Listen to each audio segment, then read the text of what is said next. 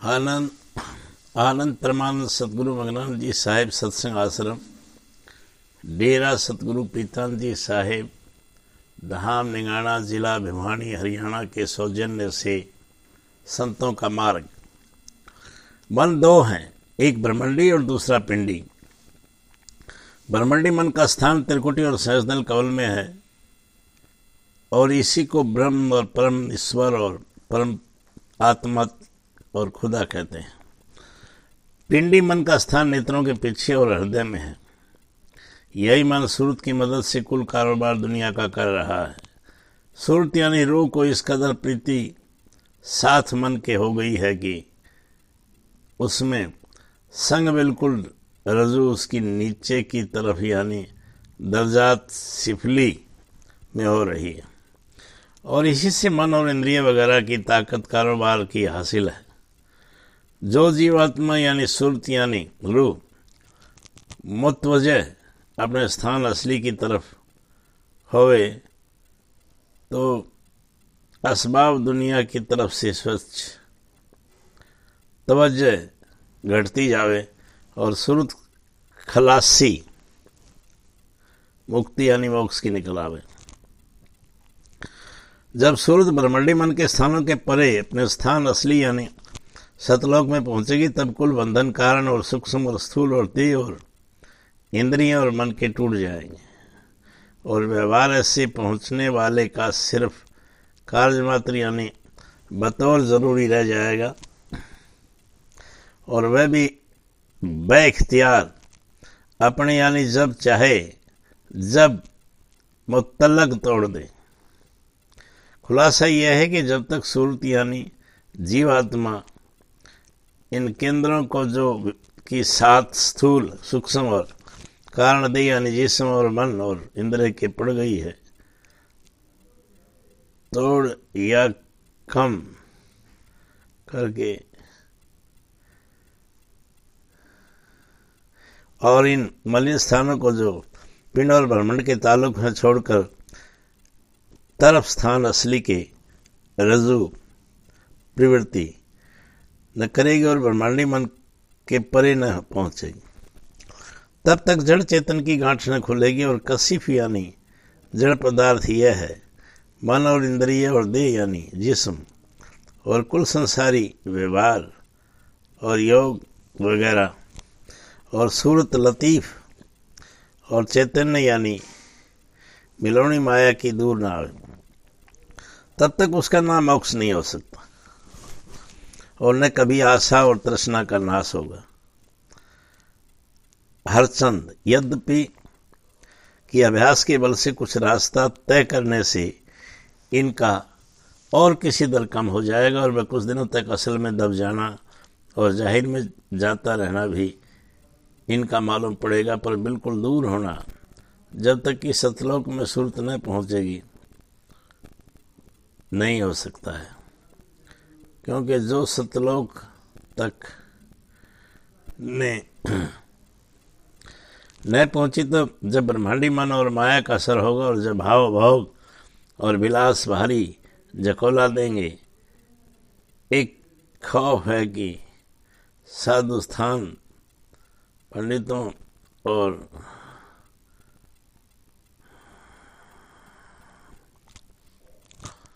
पहले और दूसरे का यानी जो सहस्त्रदल कमल तक या उसके ऊपर त्रिकुटी तक पहुंच गया तो उसको न संभाल सकेगा और अचरज नहीं कि फिसल जाए और चाहे फिर जल्द होश में आकर भोगों से नफरत करके फिर अपने स्थान को अभ्यास करके और गुरु की दया से संभाल ले, पर दागी होने में उसके कुछ संदेह नहीं। इस वास्ते मुनासिब है कि प्रेमी अभ्यासी अपनी सूरत को ऐसे उच्च स्थानों पर पहुंचावें कि जासा और तृष्णा किसी किस्म की विषय भोग की वासना का चाहे वह सन्यासी होए चाहे परमार्थी नाम और निशान भी नहीं, सिर्फ परम पुरुष पूर्ण धनी कुल मालिक के दर्शन ही का आनंद और विलास है। तब अलबत्ता वह शख्स बच जाएगा और फिर किसी तरह का रज्जु झुकाव उसकी तरफ मुतलक बिल्कुल न होगी और तमाया के घेरे से बाहर हो जाएगा और फिर वही अभ्यासी संत पदवी को प्राप्त होगा। यही सबब है कि बड़े बड़े अवतार और ऋषिवर, मुनीश्वर और औलिया और पैगंबर अपने अपने वक्त पर माया के चक्कर में आ गए और अपने पद को उस वक्त भूलकर धोखा खा गए, जैसे कि नारद और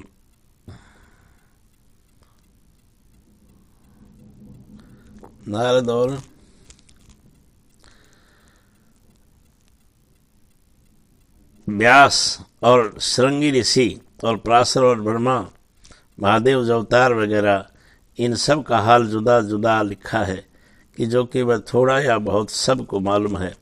इस वास्ते इस स्थान पर उसकी सैर करना मुनासिब नहीं समझा गया। ऊपर जो इशारा किया गया इसका मतलब ये नहीं कि लोग बिल्कुल माया के कैदी हो गए या किसी तरह से उनका भारी नुकसान हुआ, बल्कि गर्ज यह है कि इनकी माया ने अपना जोर दिखाकर धोखा दे दिया। और सबब इसका जाहिर है कि अर्चन बड़े स्थान पर पहुंचे थे, पर उस स्थान पर तक नहीं पहुंचे कि जहाँ माया के घेरे से बाहर है, और मालूम हो कि वह दूर स्थान सतनाम और स्वामी है। अब तफसील उतरने दर्जे सूरत की लिखी जाती, इसे साफ मालूम होगा कि असली स्थान सूरत का किस कदर दूर और ऊंचा है, और अवतार, पैगंबर और औलिया और देवता वगैरह कौन कौन से स्थान में प्रकट हुए और हद उनकी कहाँ तक है। पहला यानी ध्रुव स्थान सबसे ऊंचा और बड़ा, जिसका नाम स्थान भी नहीं कहा जाता, उसको नामी और अकह कहते हैं। यादी और उन सब का है, और कुल मोहित यानी सब उसके घेरे में, और हर जगह इसी स्थान की दया और शक्ति अंश रूप से काम कर दे रही। आदि में स्थान से मौज उठी और शब्द रूप होकर नीचे उतरी। यह स्थान परम संतों का है, शायद बिरले संतों की यहाँ और कोई नहीं पहुँचा, और जो पहुँचा उसी का नाम परम संत है। राधा स्वामी पद के नीचे दो स्थान बीच में छोड़कर सतनाम का स्थान यानी सतलोक महाप्रकाशवान और पाक और निर्मल है, और महज रूहानी यानी चेतन और चैतन्य है, और कुल नीचे की रचना का आदि और अंत यही है। सत शब्द और इस पद से जो अंश उतरी और वह कुल नीचे के स्थान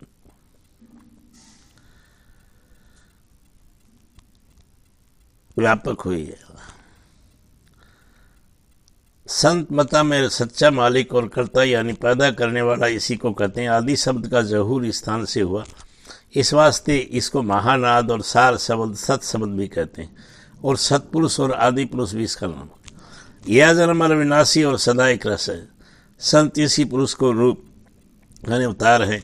वह स्थान दयाल पुरुष का है, यहाँ सदा दया और मेहर ही मेहर और आनंद ही आनंद है। इस स्थान में बेशुमार हंस यानी प्रेमी सूरतें अथवा भगत जुदा जुदा दीपों में बसते हैं और सतपुरुष के दर्शन का विलास और अर्मी का आहार करते हैं। और यहाँ काल और कर्म और क्रोध और दंड और पुण्य, पाप, दुख और ताप का नाम और निशान भी नहीं।